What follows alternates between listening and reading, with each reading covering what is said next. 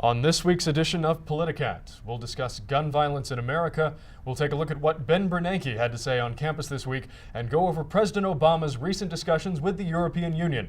This is Politicat, your political news right now.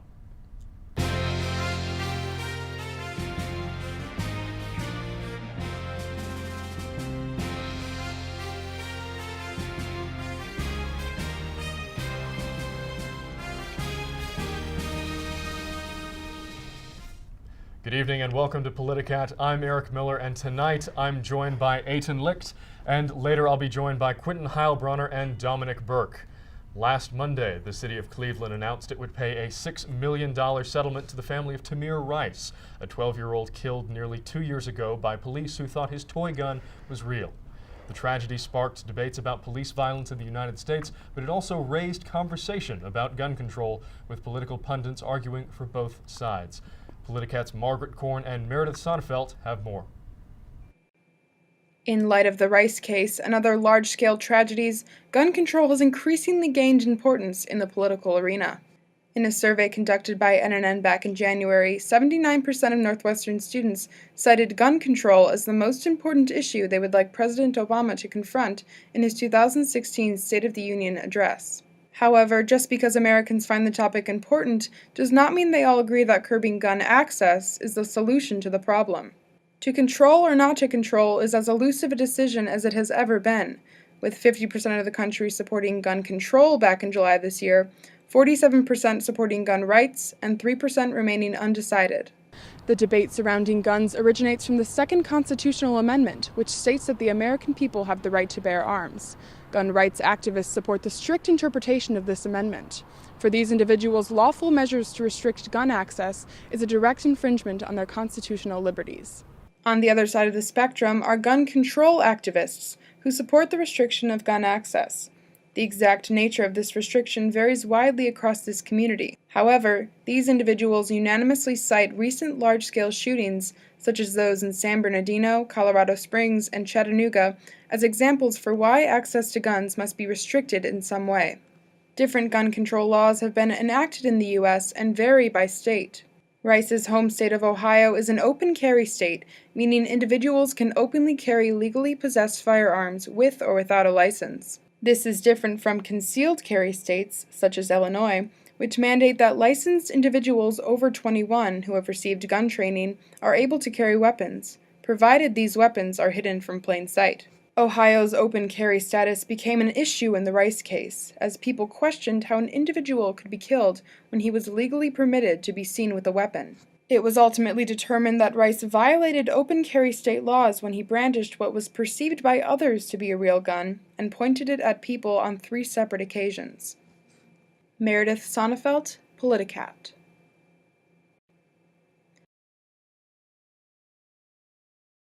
There were 373 mass shootings in the United States this past year. Now, there is an increasing demand to own guns in this country, and this country already has the most guns per capita, exceeding the nearest competitor, Yemen, by roughly 160%. While politicians debate the issue, gun violence continues to claim lives on an almost daily basis across the U.S. And I'm joined now by Eitan Licht of Students for Gun Violence Prevention to talk more about this issue. So, Eitan, Steve Loomis, who's the president of the Cleveland Patrolmen's Association, said, quote, "Something positive must come from this tragic loss. That would be educating youth of the dangers of possessing a firearm, real or fake." Do you think education is really enough, or is that a good use for money? Well, I believe education is definitely part of the solution, but education can never be the entirety of the solution. Because the root cause of the massive amounts of gun violence in this country is not due necessarily to the fact that people who own firearms are uneducated about how to use those firearms or how to properly store those firearms. Perhaps that's part of the issue. The major issue is just the accessibility to guns in this country, which is astounding. We have nearly 1 gun for every single person that lives in this country. So whereas education is important, it's the fact that the firearms are so easily accessible. which is the true problem. Yeah, that's what I'd say. Okay.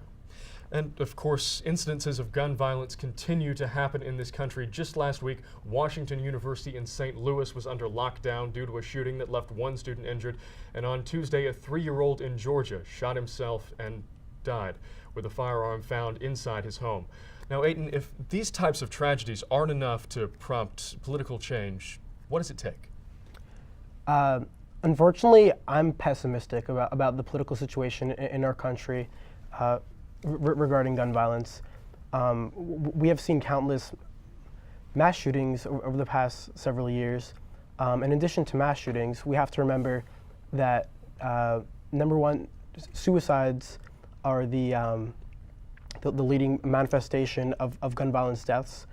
And then there's also violence that occurs every single day across cities in this country. In addition to mass shootings are the ones which are most sensationalized by the media. Frankly, we've seen horrible atrocities take place over the past couple of years, and for years, frankly, in this country, and nothing seems to be enough. So, unfortunately, I'm pessimistic, and that's why I think it's so important for people to go out and lobby your politicians and be an activist in any sense of the word in order to try to change this culture of gun violence in our country. Great. And if this legislation does pass, of course, there are those who argue that it really won't change anything, that criminals will still find a way to get a hold of firearms or some different kind of weapons. So do you think fewer guns will translate to a decrease in violence? The thing is, studies show that there is a direct correlation between the number of guns in a country and the number of gun violence deaths. This is like adjusted per capita, of course. So no doubt about it. And going back actually like to suicide deaths and gun violence as well, because as I said, suicides are the number one the number one manifestation of gun violence deaths in this country. Studies show that that depression victims who have a gun ready at hand are much more likely to die from a suicide than someone with depression who's contemplating suicide who does not have a gun at hand. So therefore, just in that instance, it is proven that just the mere access to guns make suicide much more lethal, much more dangerous. And as I said, it's been proven that there is a direct correlation between possession of guns and amount of gun violence deaths. So. Aiton, thank you very much for joining me tonight. Thank you. And gun control remains ever relevant in the news. Just this week, Hillary Clinton won Connecticut, where 4 years ago the shooting at an elementary school in Sandy Hook shocked the nation. She was campaigning on a platform which included gun control. We'll see how this issue continues to play out on its path to Congress. And when we come back, we'll discuss the finances of politics, as well as Obama's recent negotiations with the European Union. At Northwestern, we're wildcats in every way.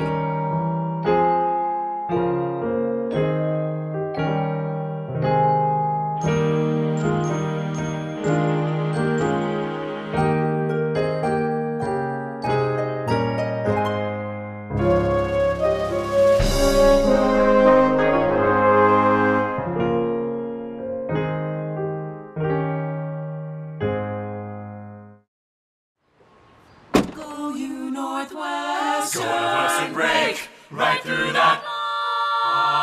With our colors flying, we will cheer you all to go. Go you Northwestern, fight for victory, sweet victory, for the fame of our fair name, and go Northwestern, win that game. Go Cats! At Northwestern University, we are pioneering innovation and achieving excellence across every imaginable discipline.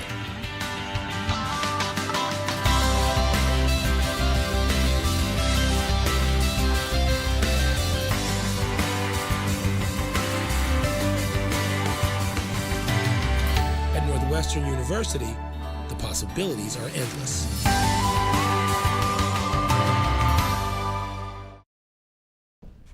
And welcome back to Politicat.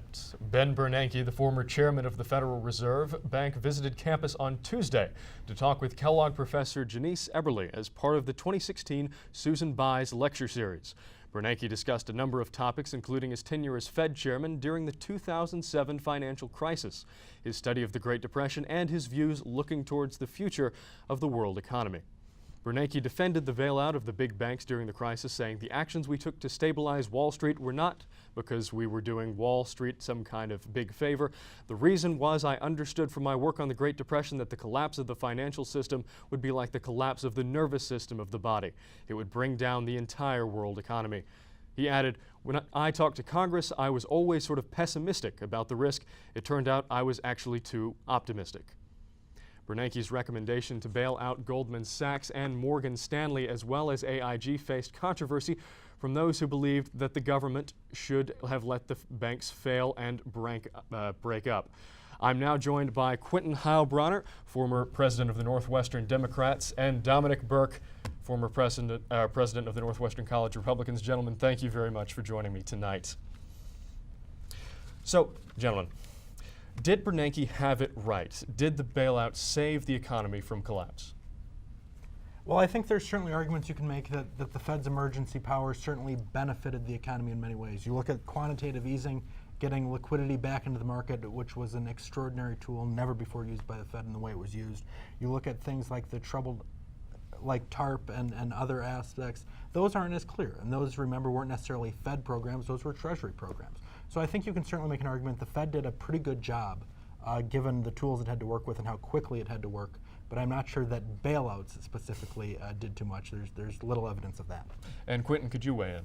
I mean, I agree. It was certainly horribly unpopular with pretty much everybody, the Democrats, Republicans, virtually everyone I've seen, as a candidate right now has been critiquing bank bailouts. But TARP as a whole did do a great job of stabilizing the economy. The problem is you just don't get a lot of credit for averting disaster. Averting disaster on its own is not the role of the government, that's not where it ends. You also have to actually make some kind of progress. And so TARP often gets maligned because it fixed things, but it didn't move things in a good direction. It just prevented things from getting even worse than they already were. Okay, great. And Bernanke said Tuesday that there have been significant financial reforms, signing a law which allows Congress to determine the way the banks will be split up should they go under. Are we doing enough to reform, or should we be doing more? Well, there's certainly place for regulation, and there's certainly good things to be said about good regulations. The fact of the matter is a lot of the regulations we've seen since the economic downturn and since the crisis have been bad regulations. You look at things like Dodd-Frank, for example. We can give credit to Congress all we want, but really what Dodd-Frank did was give unprecedented authority to bureaucrats. And you look, for example, between 2010 and 2015, as a result of Dodd-Frank, and this is even after the recession had improved slightly in 2010, talking 1,300 bank closures, only 2 new banks. The chairman also talked about how regulation should help to break up the big banks. That's simply not true. The regulations like Dodd-Frank have made banks bigger because of the unpredictability of bureaucrats making policy, and because of the cost of regulation, it's harder for smaller banks to stay in business. And Quentin, a counterpoint. Well, I'd agree actually with Dodd-Frank certainly not being perfect, but at the same time, there was desperate need for, really some kind of action on the issue of banks. Dodd-Frank's probably one of its biggest weaknesses is the fact that it doesn't specifically address, or at least not comprehensively enough, the size and influence that banks have. That said, there's not too much that can be done right now, unfortunately, with what's going on through Congress, and so Dodd-Frank seems to be the only option we have. Okay. And turning now to campaign finance reform, a lot has come up this election cycle with obviously contributions to political campaigns. That's been a big theme in both Bernie Sanders and Donald Trump's campaigns. What are your thoughts on the role of money in politics right now? Well, I mean, there's certainly a lot of rhetoric around it. A lot of it is also false. A lot of people don't truly, and it's a complicated issue. It's nobody's fault, but it's quite difficult to understand the details of the campaign finance system. Donald Trump's a perfect example, talking about how he's self-funding his campaign when he's accepted millions and millions of dollars from donations, when he has 2 large donate buttons on his website, and just today said that he was open to soliciting larger dollar donations as well. Likewise, Bernie Sanders has been raising an incredible amount of money from grassroots donations, but what he hasn't talked about is the fact that he has a very expensive fundraising apparatus and has spent a lot of money to raise this much money compared to Hillary Clinton. That said, people, I think, pretty much universally are tired of how much money there is in politics. Unfortunately, nobody seems to actually want to do anything about it. And Dominic? Well, I think for the most part, you see a lot of rhetoric, and we've seen really since Citizens United came down in 2010, this idea that politics is controlled by big money, big business, and big interests. And to the extent that that's true, I'm not sure it's any more true than it ever has been. Frankly, it's probably less true than it was 30 years ago. I think now the rhetoric is just louder. I think the candidates are running on it. And by the way, you talk about Bernie Sanders and Donald Trump. They're doing very well. You know, so tell me big money in politics matters. I don't know. They're doing far better than anyone would have said otherwise. Well, the failure of the super PAC-backed Jeb campaign certainly is a sign that, as dominant as super PACs are, they certainly aren't, you know, the sine qua non of our political system. And gentlemen, switching gears here now. President Obama flew to the UK last Thursday to meet with Prime Minister David Cameron and Queen Elizabeth, stressing the United States' desire for Britain to remain in the European Union. The British people will be voting on a referendum in June as to whether or not to stay in the EU. So many anti-Europe protesters have argued that Obama has overstepped his welcome, that as an American outsider, this isn't really his place. Gentlemen, what do you think about that? The president is absolutely wrong on what he's doing specifically in the UK. Any American president that says it's a good idea for our strongest and greatest ally to be tied to another political force that is going to occasionally permit it from moving freely is mistaken and not well representing America's interests. And Quint? Well, I don't think that the president has the right to interfere with internal UK politics, but this is not interference. He's just stating what he thinks the UK should do, and that's different than actually trying to influence the vote one way or another actively, and I do think that's a detail that's been left out. He's just calling for people in the UK, saying vote however you want, but this is where we stand, this is what benefits the US most. I personally agree with him on that issue, actually. The EU, while it has its issues, is probably alongside the US the largest force for good and democracy in the world, and you see that with Vladimir Putin. Who's he going after? He's going after the EU because he's scared of it. He's going after the EU because it's given a lifeline to tons of countries, especially in Central and Eastern Europe, that are trying to build up democracies from nothing. And so while certainly there are lots of reasons for the UK to leave the EU, its presence in the organization strengthens not only the EU, but the forces of democracy around the world. And Dominic, I get the sense you want to respond. Well, what is the EU doing about Putin right now? Nothing. What the EU does about Putin is it weakens America and NATO's responsibility to step in and fight when Putin goes into the Ukraine, etc. And supporters of the European Union are arguing that this split with the UK could have many negative implications, specifically a harmful effect on the British economy. If the UK were to leave the European Union, it would be forced to pay a Brexit tax for many years. Now, what do you guys think this parting would do to the British economy? Well, this idea that the largest economic superpower in the world is suddenly going to be injured and people are going to start trading with it because its name is no longer on a piece of paper is beyond what anyone would do out of rationalized interest. Remember, free trade is beneficial to both parties. People aren't going to stop trading with Great Britain, except for maybe the president, who said he's going to move our ability to negotiate a trade agreement with Britain to the end of the line. But no one else is going to do that. I mean, no. Pretty much every economic analysis I've seen of it does say it will have adverse effects for the UK economy. There are still positive effects as well. The UK will have more control over where its economy goes, and that's a question that the British citizens have to weigh. On the other hand, you know, certainly it would be good for the UK's economy to be larger, and fundamentally staying in the EU will lead to larger growth in the future. By being part of that trading bloc, it has access to markets across an entire continent that, you know, many of them are growing. You know, Poland, the Netherlands, Germany, countries that are either stable or growing. And, you know, at least if I were British, I would want to keep being part of that organization. And looking at the effect this could have on the United States, which could be why President Obama is so adamant about Britain remaining in the European Union, what do you think the British departure would do to the European Union as a whole and America's relationship to it?